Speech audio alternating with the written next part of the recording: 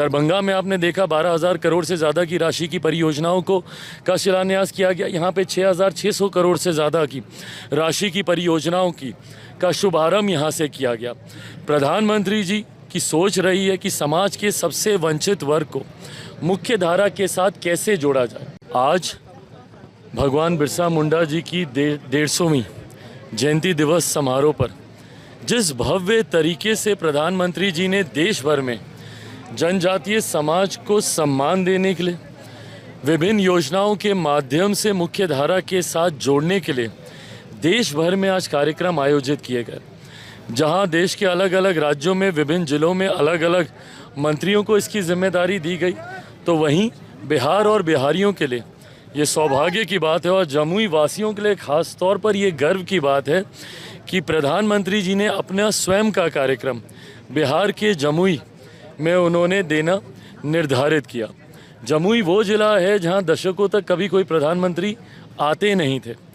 प्रधानमंत्री पिछड़े ज़िलों से अपने आप को दूर रखने का काम करते थे, विपक्ष के जितने भी ऐसे नेता रहे हैं।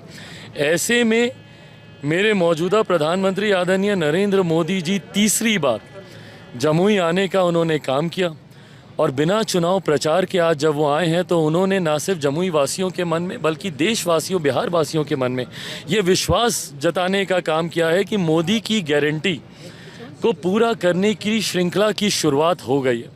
दरभंगा में आपने देखा 12,000 करोड़ से ज़्यादा की राशि की परियोजनाओं का शिलान्यास किया गया। यहाँ पे 6,600 करोड़ से ज़्यादा की राशि की परियोजनाओं का शुभारंभ यहाँ से किया गया। प्रधानमंत्री जी की सोच रही है कि समाज के सबसे वंचित वर्ग को मुख्य धारा के साथ कैसे जोड़ा जाए, पर विरासत और विकास दोनों को साथ लेते हुए जनजातीय समाज अपनी विरासत को संजोते हुए उसको अपने मूल स्वरूप में रखते हुए कैसे मुख्य धारा के साथ विकास के मार्ग पर आगे बढ़े। जहां एक तरफ प्रधानमंत्री जी ने इस बात की भी चिंता की है तो इस बात को भी सुनिश्चित किया है कि समाज के सबसे वंचित वर्ग से आने वाली महिला देश के सबसे सर्वोच्च पद को कैसे उसकी गरिमा बढ़ाए, इसकी व्यवस्था भी उनके द्वारा की गई।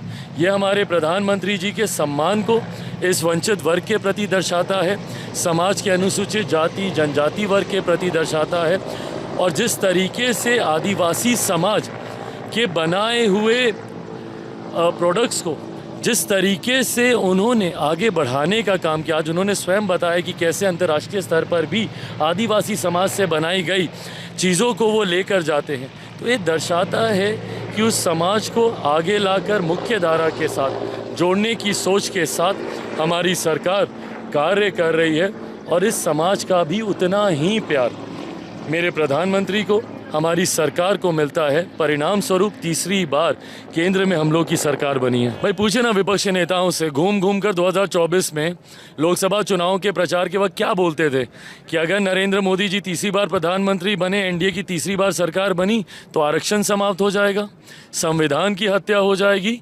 लोकतंत्र खत्म कर दिया जाएगा। पूछिए उनसे किसका आरक्षण छीना गया, जवाब दें। पूछिए उनसे कहाँ का संविधान खत्म किया गया, किसका लोकतंत्र छीन लिया गया। सिर्फ झूठा नैरेटिव, लोगों को डराकर वोट हासिल करने की सोच विपक्ष की, ये कतई सही नहीं है और इसी सोच ने विपक्ष का नुकसान किया है और आने वाले दिनों में विपक्ष हाशिए पर जाएगा। आज भी ये लोग संविधान लेकर घूमते हैं। क्यों घूम रहे हैं भैया? जब प्रधानमंत्री ने संविधान के सामने नतमस्तक होकर ये कहा कि अगर देश चलेगा तो संविधान के तहत ही चलेगा, जब प्रधानमंत्री जी इस बात को बार बार कहते हैं, ऐसे में लोगों को भ्रमित करना ये पूर्णतः गलत है।